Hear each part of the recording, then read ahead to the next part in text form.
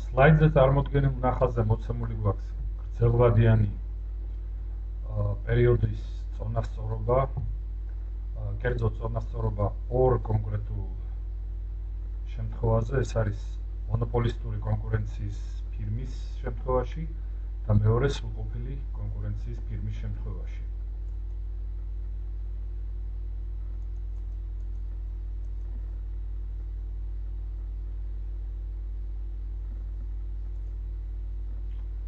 აღსანიშნავია, რომ აქაც განსხვავება გვაქვს ჩვენ ზღვრულ დანახარჯებთან მიმართებით,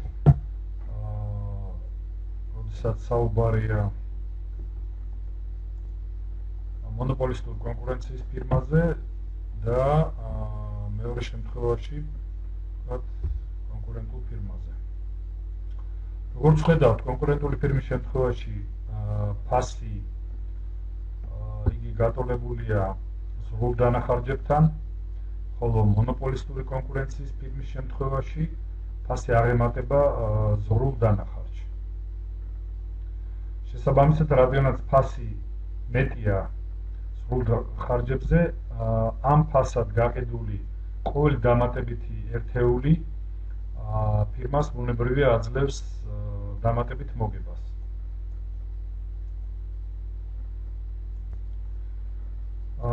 ხედავთ ახლა ნახაზზე, მონოპოლისტური კონკურენციის ფირმის შემთხვევაში გასაყიდი ფასი იგი აღემატება ზღვრული დანახარჯის დონეს.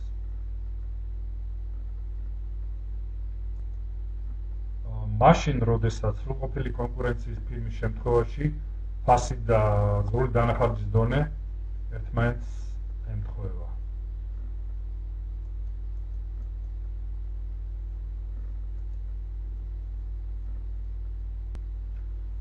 შესაბამისად, პირველ შემთხვევაში მონოპოლისტური კონკურენციის ფირმას წარმოიქმნება დანამატი, რომელიც არის ზღვრულ დანახარჯსა და ფასს შორის განსხვავება. ხედავთ ჩვენ სლაიდზე წარმოდგენილია, ნახაზზე წარმოდგენილია დანამატი. აგრეთვე ყურადღება მივაქციოთ იმას, რომ მონოპოლისტური კონკურენციის ფირმა განსხვავებულ ოდენობას აწარმოებს, ვიდრე ეს თქვათ ეფექტიანი მასშტაბის შემთხვევაში იქნებოდა. ხედავთ წარმოებული პროდუქციის რაოდენობა და ეფექტიანი მასშტაბი.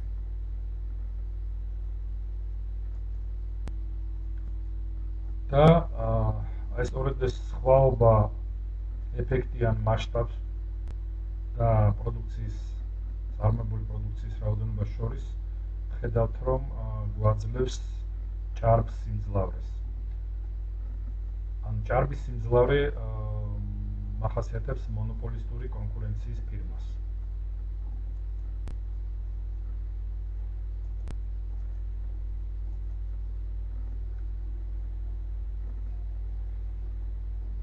ახლა დავუბრუნდეთ კითხვას, რომელიც თემის დაწყებისას დავსვით ჩვენ. რამდენად სასარგებლოა საზოგადოებისთვის მონოპოლისტური კონკურენციის ბაზრის ფუნქციონირება და რა ინსტრუმენტები და რა მეთოდოლოგია არსებობს ეკონომიკური პოლიტიკის გადაწყვეტილების მიმღებთა ხელში იმისათვის, რათა შეცვალონ მონოპოლისტური კონკურენციის ბაზრის ასე ვთქვათ უარყოფითი ეფექტები პირიქით საზოგადოებისთვის სასარგებლით და სასარგებლო შედეგებით.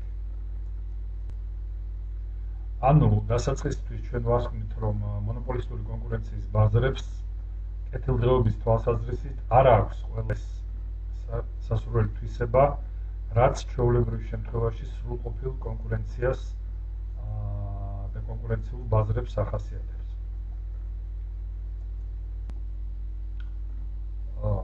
როდესაც საუბრობთ მონოპოლისტური კონკურენციის შედეგად საზოგადოებისთვის ან კონკრეტულად საბაზრო სტრუქტურისთვის მოტანილ თქვათ უხერხულობაზე და ნეგატიურ შედეგებზე შეიძლება ითქვას პირდაპირ სოციალური არაეფექტიანობის შესახებ, რომელიც თუნდაც იმაში ჩანს, რომ ბაზარზე მოქმედი ამ ტიპის ბაზარზე მოქმედი ფირმების რაოდენობა ბუნებრივად არ რეგულირდება, ანუ მათი რაოდენობა შეიძლება სულაც არ იყოს იდეალური და პირუკუ მოქმედებდეს ან ბუნებრივ წონასწორულ მოცულობაზე მეტი, ან ბევრად ნაკლები ფირმა.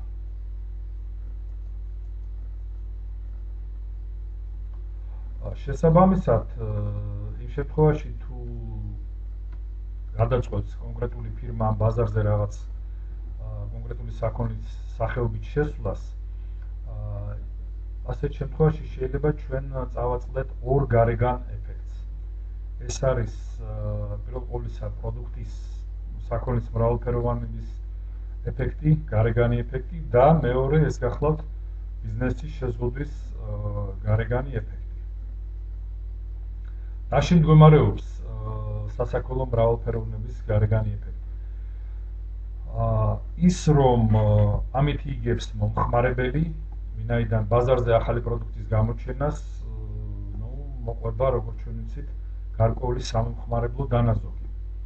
და შესაბამისად, აი ეს არის სწორედ არსი დადებითი გარეგანი ეფექტისა ბაზარზე შესვლის თვალსაზრისით და აი ამ შესვლით გამოწვევით. რაც შეეხება მეორე ფაქტორს, ბიზნესის შეზღუდვის გარეგან ფაქტორს. რადგან ბაზარზე აი ამ ახალი ფირმის შესვლას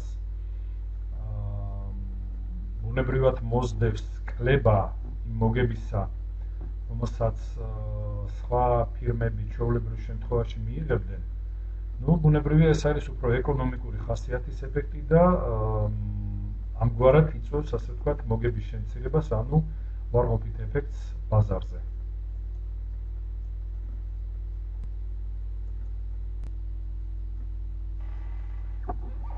ასევე მნიშვნელოვანია რეკლამის ფაქტორი, რომლის უქულებელყოფაც ბუნებრივია საზოგადოებრივი სარგებლის გაანალიზებისას შეუძლებელია. რეკლამის როლი თავისთავად ცნობილია ჩვენთვის, ცნობილია თუ რა მნიშვნელოვან ფაქტორს წარმოადგენს იგი როგორც ფსიქოლოგიურს, ასევე კომერციულს. მხოლოდ ამერიკის შეერთებული შტატების სარეკლამო ბაზარს თუ ავიღებთ, იქ დაახლოებით მთლიანი შიდა პროდუქტის დაახლოებით 2%-ს უტოლდება რეკლამის ინდუსტრიის მოცულობა. ანუ აქედან გამომდინარე გასაგებია თუ რაოდენ მნიშვნელოვანია ეს საქმიანობა და როგორ მოქმედებს იგი ბაზრების ფორმირებაზე, კონკრეტულად ამა თუ იმ საქონლისათვის დომინანტი პოზიციის მინიჭების კუთხით. თუმცა აღსანიშნავია ის, რომ მიუხედავად მრავალფეროვნებისა, მიუხედავად სარეკლამო ინდუსტრიის დახვეწისა და ძალზედ გააქტიურებისა ბოლო 50 წლის მანძილზე, ჯერჯერობით საზოგადოებაში მაინც არაერთგვაროვანია დამოკიდებულება მისდამი მისი მნიშვნელობისადმი და ზემოქმედების, ასე ვთქვათ, საბოლოო შედეგებისადმი. კერძოდ, აქ საზოგადოება დაყოფილია ორ ნაწილად. ერთი ნაწილი წარმოადგენს რეკლამისადმი სკეპტიკურად განწყობილ, ასე ვთქვათ, ნაწილს, ხოლო მეორე პირიქით რეკლამაში ხედავთ ძალზედ დიდ სარგებელს. ანუ საუბარია იმაზე, რომ თვითონ რეკლამის შედეგად მიღებული სარგებლის გაანალიზებისას აი სკეპტიკოსები ამ სარგებელს პრაქტიკულად არ აღიარებენ და მთლიანობაში სარეკლამო აქტივობას ერთგვარად განიხილავენ როგორც სტიმულს, მასტიმულირებელ ქმედებებს, ფსიქოლოგიურ ზემოქმედებას, რომელსაც საფუძვლად არაფერი რეალური არ უდევს თქვათ კომერციისა და აი ამ ბიზნესის რეალური კეთილდღეობის თვალსაზრისით და საქონლისა თუ მომსახურების თვისებრივი, ასე ვთქვათ, დადებითი მხარის თვალსაზრისით. ისინი ელემენტარულად ამტკიცებენ სკეპტიკოსები ელემენტარულად ამტკიცებენ, რომ ეს არის მხოლოდ და მხოლოდ მოქმედება ილუზორული შთაბეჭდილების შესაქმნელად, მათ შორის ფსიქოლოგიური, ასე ვთქვათ, ილუზიის შესაქმნელად და რომ საერთოდ ჯამში რეალური ღირებულება მისგან არის ნული და რომ რეკლამა, ვთქვათ, რეალობაში აფერხებს კონკურენციას და ასე ვთქვათ, არარეალურად წარმოსახავს საბოლოო ჯამში იმ სასაქონლო თვისებებს, რომელიც ამა თუ იმ კონკრეტულ პროდუქციას გააჩნია. Ну, როგორც აღნიშნეთ, არსებობს ასევე მეორე ჯგუფი, რომელსაც გააჩნია საპირისპირო შეხედულება რეკლამის თაობაზე, მისი მნიშვნელობის, მისი სარგებლიანობის თაობაზე და ძირითად საფუძველს მათი, ასე ვთქვათ, პოზიტიური მტკიცებულებებისა წარმოადგენს ის, რომ ისინი ნათლად უთითებენ, რომ რეკლამას გააჩნია ძალიან სასარგებლო და საჭირო ინფორმაციული ხასიათი, რომ რეკლამა დამატებით ძალიან მნიშვნელოვან საინფორმაციო მოცულობის, ასე ვთქვათ, მასალას და პორციას გვაძლევს ჩვენ საქონლის შესახებ, მის მნიშვნელოვან მახასიათებლებზე აქცენტირებით და ამით მხოლოდ და მხოლოდ ეხმარება იმ საინფორმაციო, ვთქვათ, ნაპრალი სამოსებას, რომელიც შესაძლოა არსებობდეს ბაზარზე ამდენ ძალზედ მრავალფეროვანი სასაქონლო არჩევანის პირობებში, ამა თუ იმ საქონელზე, არასაკმარისი, ასე ვთქვათ, საინფორმაციო უზრუნველყოფის კუთხით.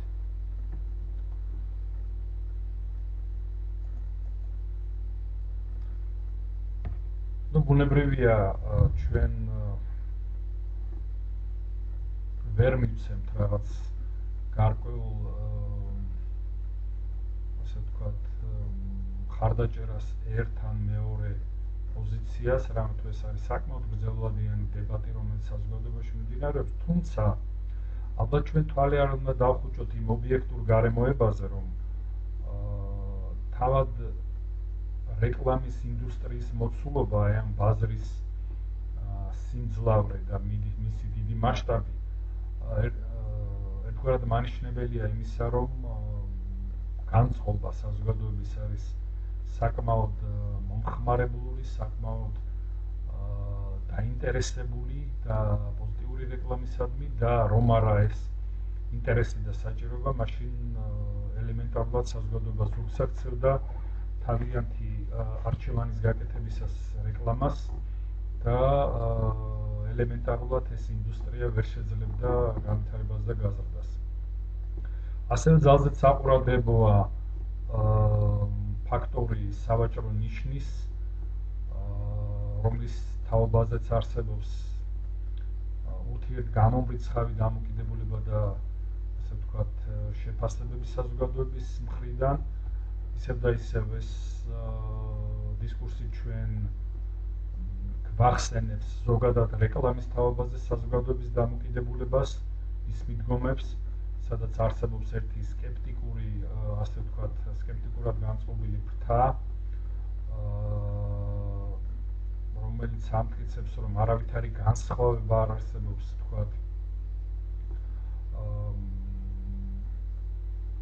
ისეთი მნიშვნელოვანი სასაქონლო, რაზეც უთითებს სავაჭრო ნიშანი და რომ არ არსებობს არავითარი უპირატესობა, რომელსაც სავაჭრო ნიშანი, ცნობილი ყველა ცნობილი სავაჭრო ნიშანი უთითებს და იყენებს მომხმარებლის სიმპათიის და დადებითი გადაწყვეტილების მოსაპოვებლად. თუმცა ბუნებრივია არსებობს სხვა დამოკიდებულება,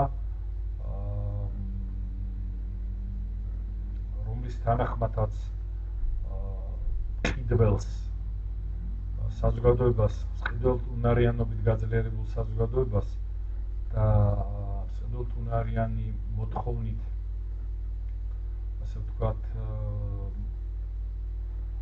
დახასიათებულ ბაზარს გააჩნია განსხვავებული მიდგომა, ძალიან პოზიტიური მიდგომა სავაჭრო ნიშნისადმი, რომ კონკრეტულად ეს არ არის რაღაც უბრალო, ასე ვთქვათ, ახირება ან თავად ფირმის მხრიდან ან ყიდველის მხრიდან, არამედ ეს არის ძალიან მყარად და ძალიან ნათლად ფორმულირებული დამოკიდებულება ტოლვა, რომელიც ხშირად ხსნის ამა თუ იმ სხვა ფსიქოლოგიურ ფაქტორს, ხშირ შემთხვევაში სოციალურ ფაქტორსაც კი, მაგალითად თუ ჩვენ ავიღებთ რეკლამაში არ ჩაგვეთვალოს და თუ განვიხილავთ ჩვენ მობილური ტელეფონების ბაზარზე, მაგალითად ისეთ ცნობილ ბრენდს როგორც არის iPhone-ი, საზოგადოებრივი დიდი ინტერესი განსაკუთრებით მის სპეციფიური ჯგუფებიდან მადასტურებელია იმისა, რომ იგი წარმოადგენს არა მხოლოდ რაღაც განსხვავებული ხარისხის სერვისის მოპოვებისადმი ტოლვას, არამედ ასევე როგორც აი ამ ბოლო პერიოდის კვლევები აჩვენებს, თითქოს და ერთგვარი განსხვავებული სოციალური სტატუსის მატარებელი ატრიბუტია. ყოველ შემთხვევაში ასე აღიქვამენ მისი მფლობელები აი ამ კონკრეტულ ბრენდს და აქედან გამომდინარე ნათელია თუ რამდენად მნიშვნელოვანია ამ სავაჭრო ნიშნის ფაქტორი და რომ პრაქტიკულად შეუძლებელია იგნორირებული იყოს ასე ვთქვათ აი ეს ფაქტორი საქონლის არჩევანის გაკეთებისას. ამდენად შეიძლება ითქვას ცალსახად, რომ მონოპოლისტური კონკურენციის დამახასიათებელი ასე ვთქვათ პროდუქტის ერთ-ერთი ძირითადი ატრიბუტი გახლავთ ის, რომ იგი მნიშვნელოვან კონცენტრირებას აკეთებს ზოგადად რეკლამის ფაქტორზე და ასევე სავაჭრო ნიშნებზე.